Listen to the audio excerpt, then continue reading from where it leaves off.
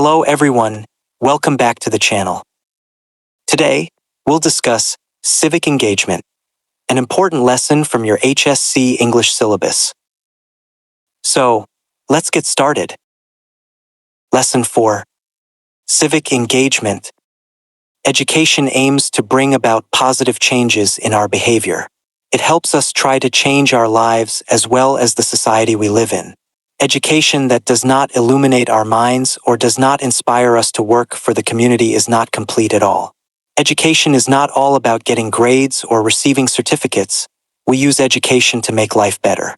We are expected to apply the knowledge, skills, and values that we learn in a classroom in our engagement with the world that lies outside. And we can do so in many different ways. Let's have a look at how education works. Learners' civic engagement is highly appreciated all over the world. Civic engagement means working to make a difference in the civic life, the public life of the citizens as contrasted with private or personal life of the community using knowledge, skills, values, and motivation. Civic engagement promotes the quality of life in a community by contributing to the improvement of health and well-being of the people. Civically engaged individuals recognize themselves as members of a larger social community and are concerned about civic issues. They consider themselves responsible citizens who take action or raise their voices against injustice, discrimination, and other forms of social ills. In civic engagement, issues of public concern are crucial. Civic engagement includes individual or group activities to protect public interests and change the way the community values itself. For example, if you are protesting against any unjust decision of the local municipality such as raising taxes or an act that might work against people's interests, you are civically engaged and your action is considered a civic engagement. This protest can be done in different ways such as organizing rallies, collecting signatures, making human chains, writing petitions, etc. You can also help control traffic in front of a school, help children to cross the roads, work in a team to clean a park or a sea beach.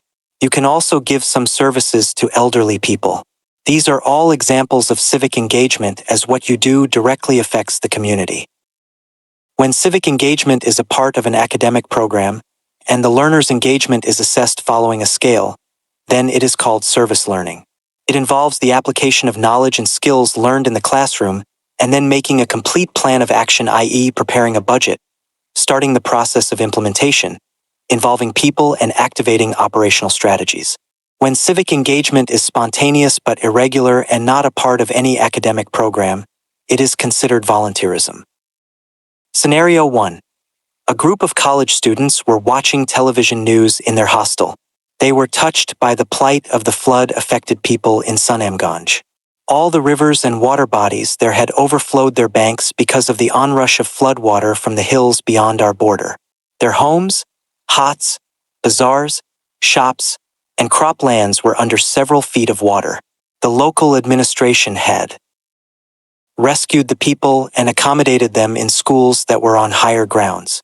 Villagers in the nearby areas were helping these people in all possible ways.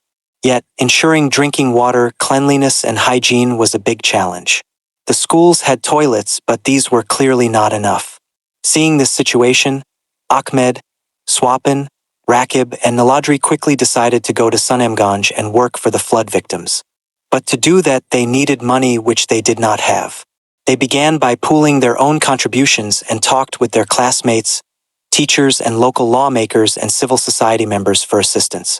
Everyone came forward to help them. Some guardians also contributed. Their collection was not bad, about Taka 3,000,000, with which they could provide some substantial help to the flood victims. They could buy dry food like high-protein biscuits, gur molasses, kaira, beaten rice, drinking water, purification tablets, toilet cleaners, and liquid soaps. Their priority was senior citizens who were over 70 years of age and children. They stayed there for more than a week and then came back after government agencies took over and some flood-affected people started going back home.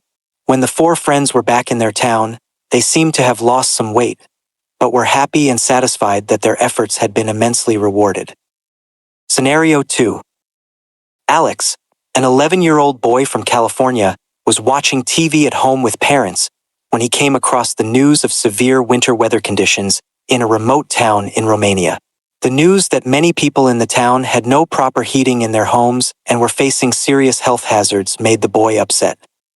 He compared the comfort he was enjoying in his nicely heated house and the distressing condition the Romanian people were in, and felt ashamed. He thought their eyes looked so vacant and lifeless.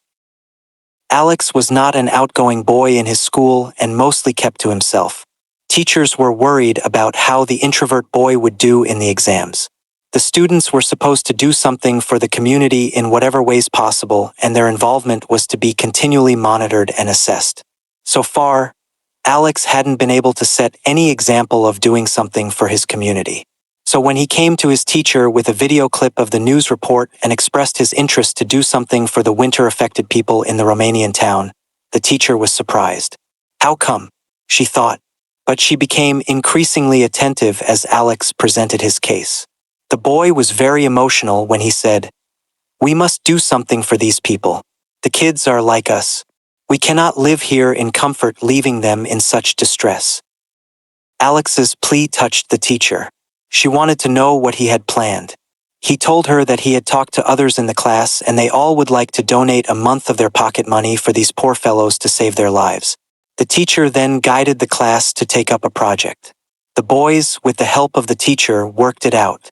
They contacted the local municipality in the Romanian town and expressed an interest to work for them. They also contacted their own lawmakers who also contributed to their fund. Then a small team led by the teacher went to Romania.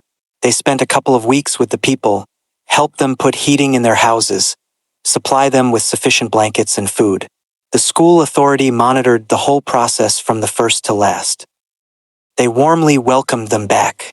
Everyone was proud of the students who had made and carried out their own plan, helped the people in their need, stood beside them to give mental and emotional support, and came back home as young heroes.